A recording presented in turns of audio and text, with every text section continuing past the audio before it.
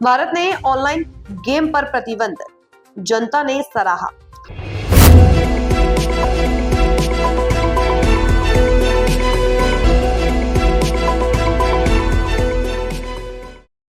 Online gaming को लेकर लोकसभा और राज्यसभा में बिल पारित किया गया है। इस बिल के आने से ऑनलाइन गेमिंग के पैसे के लेन देन पर शिकंजा कसेगा।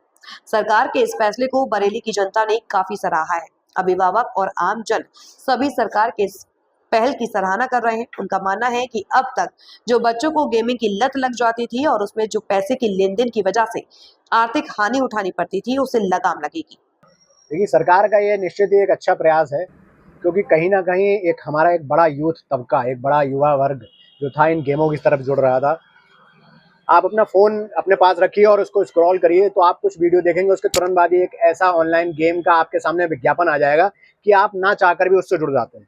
और जब जुड़ जाते हैं तो उसमें आपको लगता है कि ये इंस्टेंट मनी आपको देगा और आप उसमें फिर डूबते चले जाते हैं। जब डूब जाते हैं तो उसमें आप पैसे भी लगाते हैं और पैसे जब लगाते हैं तो पैसे हारते भी हैं, नुकसान भी होता है।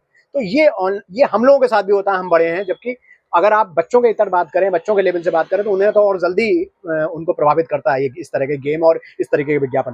तो उसमें वो लोग पैसा खर्च करते हैं, चाहे वो अपने घर से चुरा कर खर्च करें, किसी से मांग कर खर्च करें या किसी और गलत तरीके से पैसा कमाकर उन गेम में लगाएं। दूसरा, ये सबसे बड़ा नुकसान था इसका। दूसरा नुकसान ये भी था कि कहीं ना कहीं जब वो इस गेम में एक बड़ी मात्रा में पैसा हार जाते थे तो सुसाइड जैसी चीजें कमिट करने का भी कई सारी ऐसी घटनाएं सामने आई। अपना अखबार और चैनलों के माध्यम से हम पढ़ते रहते हैं। तो ये भी, इस पर भी एक रोक लगेगी सरकार के इस प्रयास से, मुझे लगता है। और खास बात यह है कि इस तरह के गेम्स जुए जैसी प्रवृत्ति को आगे बढ़ाते हैं, बढ़ावा देते हैं। इसलिए इस तरह के जो गेम्स हैं उन पर रोक लगना बहुत लाजमी है, बहुत जरूरी है, बहुत आवश्यक है। सरकार के इस बिल पास होने से हमें बेहद ही खुशी है कि आने वाला युवा, जो बच्चे सब बिगड़ रहे थे, आज वो सही दिशा पे मार्गदर्शन करेंगे। आने वाला जो वक्त है उनका, जो घर में बैठे गेम खेलने में व्यतीत होता था, आज वो मैदानों में व्यतीत होगा। इस पे सरकार ने ये बिल पास करके बहुत अच्छा किया है। बस मैं सबसे कहता हूँ कि इस पे सब मिलजुल के सब आगे बढ़े और इससे कभी चालू ना होने दें। इस विषय में मैं तो केवल यही कहूंगा, क्योंकि आध्यात्मिक दृष्टिकोण से हमेशा बोलता रहा हूँ, बोलता रहूंगा। महाभारत से सीख लिया हमारी केंद्र सरकार ने कि जुआ कितनी बुरी चीज है, लेकिन देर से सीख ली। लेकिन धन्यवाद के नहीं, वो धन्यवाद के पक्षधर, हम उनके पक्षधर हैं, उनको धन्यवाद दें, क्योंकि ये महाभारत से सीख ली। दूसरी बात, बच्चे ही नहीं, 80-80, 90-90 साल के लोग भी इसको खेल रहे थे।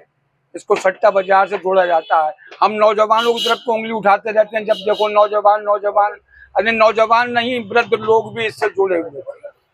लेकिन अब ऐसे ना जुड़े। हाँ, सरकार से मेरा इतना जरूर निवेदन है इस माध्यम से, आपके चैनल के माध्यम से, कि सरकार ने जो जुआ वाला, सट्टा वाला ऑनलाइन बंद करा है, लेकिन ऑनलाइन आप जो है वो शिक्षाप्रद कोई कार्य ऐसा लेकर के चैनलों पे आए जिससे हमारे बच्चों को जो पता चले कि शिक्षा से वो कुछ सीखें। आज तो हमारे छोटे बच्चे को ये नहीं मालूम है दशरथ के क्या बेटे थे, हमारे बच्चों को नहीं मालूम है। बहुत शर्म की बात है। हमारे पूर्वज पुस्तक की उस पर रोक लग गई। सरकार को जो शिक्षाप्रद बातें हैं उनको सामने लाके रखना चाहिए। मैं तो यही कहूंगा कि आपने बुरी चीज बंद करिए, एक अच्छी चीज खोल दीजिए। आपका बहुत बहुत धन्यवाद ज्ञापित करेंगे हम। सबसे पहले तो मैं आपके माध्यम से बधाई देना चाहूँगा हमारी केंद्र सरकार को, और केंद्र सरकार के खासतौर पे आईटी मिनिस्टर श्री अश्विनी वैष्णव साहब को, जो भारत सरकार ने लोकसभा में ये जो बिल पास किया है जिसका नाम है promotion and regulation of online gaming bill 2025। इस बिल में अभी ये लोकसभा से पास हुआ है, इसकी अभी और प्रक्रिया बाकी है। लेकिन अगर हम इसे गौर से देखें तो इसमें सरकार की एक मंशा समझ में आती है। लगभग हमारे देश में 45 करोड़ लोग प्रभावित हैं ऑनलाइन गेमिंग से, और इसमें खासतौर पे युवा हैं। मैं आपके माध्यम से बताना चाहूँगा कि भारत एक ऐसा देश है, हमारा देश एक ऐसा देश है जो बहुत ही युवा देश है, जिसकी लगभग 65% आबादी युवा है, और जिसमें एक बड़ा आंकड़ा आ रहा है ऐसा, जो ऑनलाइन गेमिंग की वजह से जो डिस्ट्रैक्ट हो रहे हैं, जो अपने प्रोडक्टिविटी इस देश के काम में नहीं ला पा रहे हैं। अभी यूएनओ ने एक ऑनलाइन गेमिंग डिसऑर्डर नाम की एक डिजीज़ को भी, के नाम को भी रिलीज़ किया, क्योंकि लोग इतने अवसाद में, इतने तनाव में चले जाते हैं कि बहुत सारे लोग सुसाइड कर लेते हैं, बहुत से लोगों का जीवन खराब होता है। इसके अलावा उनका आर्थिक नुकसान भी होता है। तो मुझे मेरे हिसाब से शुभ संकेत है लेकिन अभी इसमें बहुत काम करना बाकी है। अभी एक उदाहरण हम ऑस्ट्रेलिया से ले सकते हैं। ऑस्ट्रेलिया ने 16 साल से कम उम्र वाले बच्चों के लिए सोशल मीडिया पूरी तरह बैन कर दिया है।